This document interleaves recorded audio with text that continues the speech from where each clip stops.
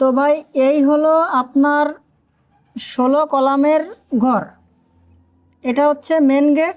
এইখানে একটা বাথরুম। এখানে বাথরুম? ধরেন আপনি বাইরে গেলেন, বাইরে থেকে এসে আপনি আরামসে আপনার কাজটা সেরে ফেলবেন। তো ভাই এই হলো আপনার প্রথম রুম। এইখানে একটা বাথরুম। এইখানে বাথরুম? ধরেন আপনি ঘরে শুয়ে আছেন, এইখানে আপনার এখন বাথরুম লাগলো, তো আপনি তো বাইরে আসবেন না, আপনি আরামসে এইখানে গিয়ে আপনার কাজ সেরে ও ফেলবেন। ধন্যবাদ ভাই। এরপরে এইটা হচ্ছে আপনার দ্বিতীয় রুম।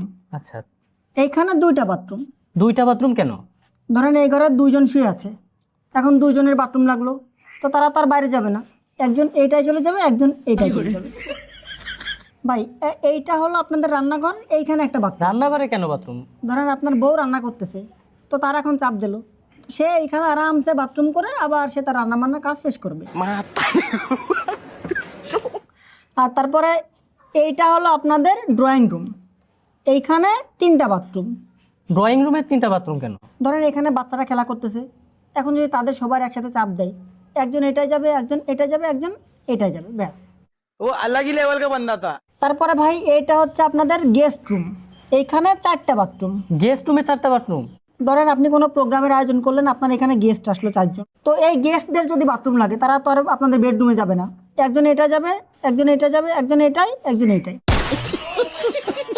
আর ভাই এই যে লম্বা লম্বি যেটা দেখছেন, এটা হচ্ছে আপনাদের বারান্দা।